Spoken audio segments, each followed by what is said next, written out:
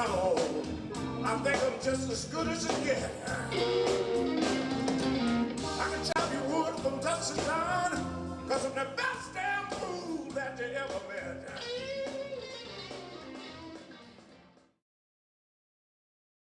We're here at the Rose Theatre in the dressing room right before Buddy Guy's sold-out show. It's completely packed, and really looking forward to the show tonight. So tell me, how do you feel about being completely in control on this CD?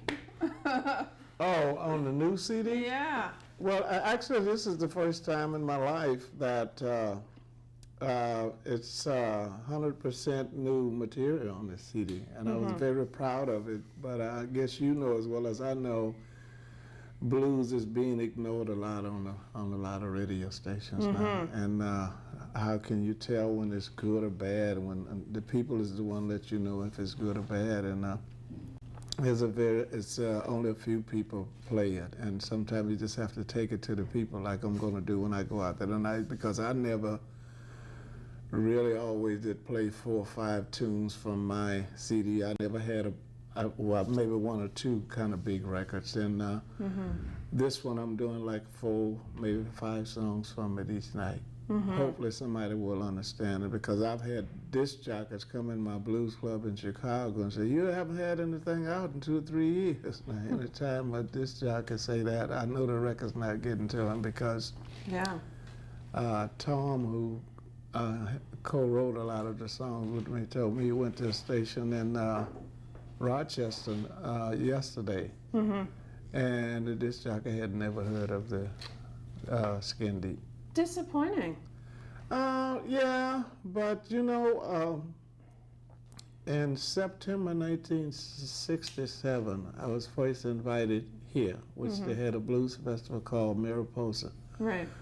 And I never thought I would be a professional musician, but I was playing locally in Chicago 7 days a week, never at the same club. That's just how many clubs, which they used to have. Ladies and gentlemen, this is your 10-minute call at the top of the show.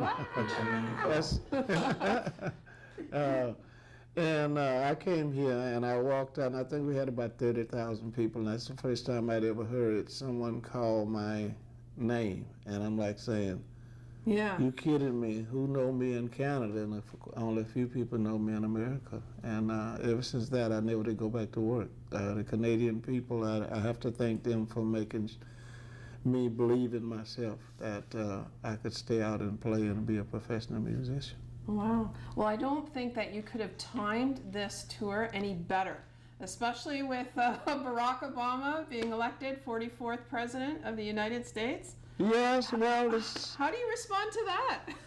You know, I've never been a political person. Even if I was qualified, I wouldn't even think about it, because he's got, at least I do know this, whatever he finna take on is going to be thrown in his lap. Now, whatever the world is in America, I think the whole world is in trouble with economics and things like that.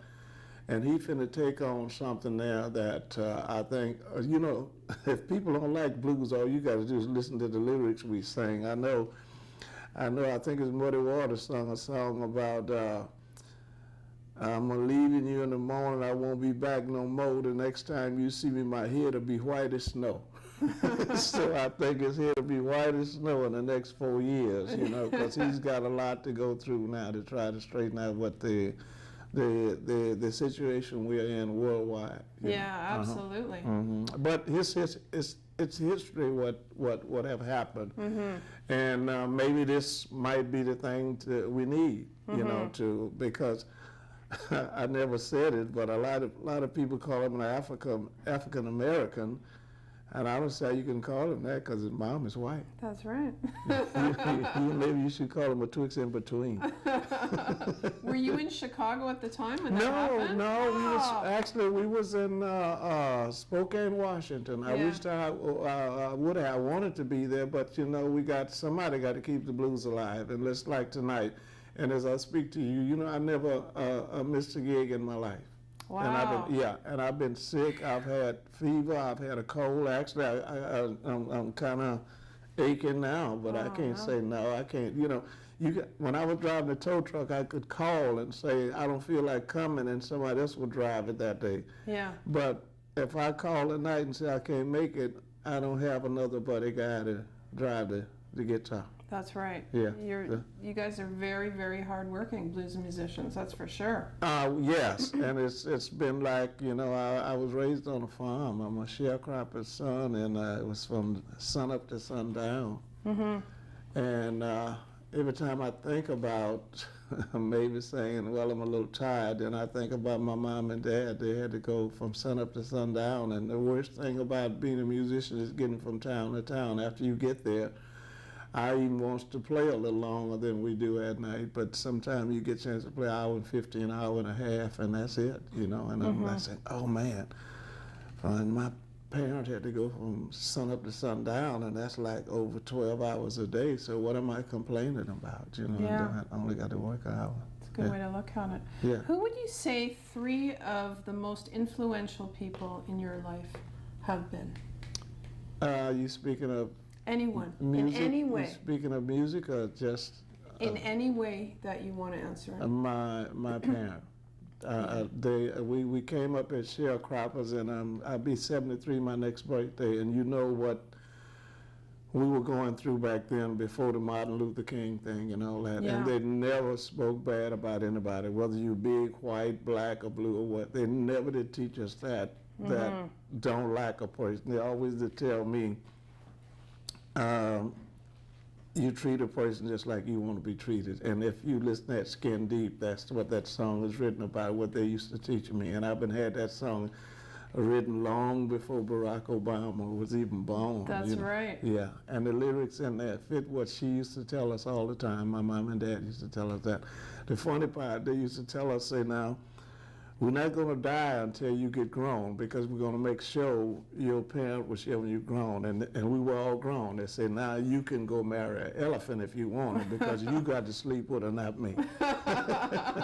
We gave you the skills, and now you figure it you out. make your own choice. So what you do. They never did tell us this person is no good or that person is no good. They say you find out for yourself who's good and who's not. And it's true. Yeah. I mean, you can't look at a book and judge it by the cover.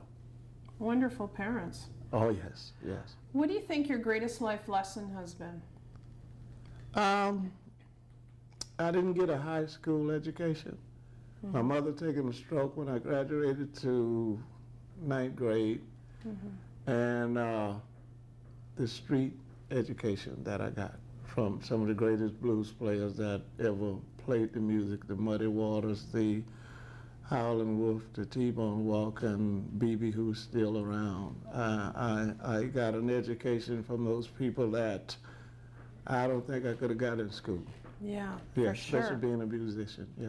And then you're dealing with the public every day, which is very hard to please. When I go out there tonight, I know it's somebody going to say, well, I didn't like him, but I can look at him and tell he gave me the best he had. And that's what I'm going to do when I go out there tonight, is just give you the best that I have.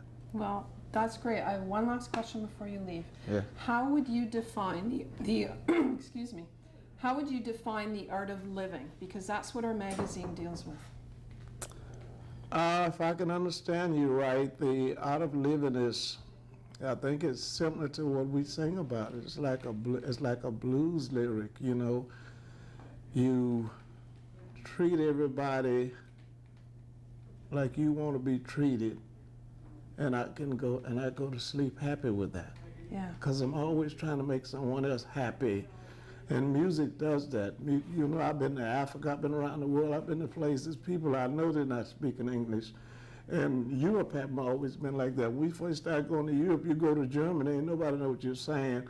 And they would stand and giving a standing ovation after we finished singing, and I would go away and say, now, it's something they like, and that music speaks in all languages. Then we takes it to everywhere in the world for that. And I'm just blessed to be able to make someone happy, even if you got a problem, and go see somebody you love play music or never seen them before, and they make you clap your hands. It's by, it makes you forget about the problem you had at least for 5 or 10, 20 minutes or whatever that is. It's been an honor and a privilege. Thank you very much. Thank you so much. Thank you very much. Next time, come around. I'll talk all day with you. Yeah, well, hey, Yeah. I could have spent an hour. Yeah. All right.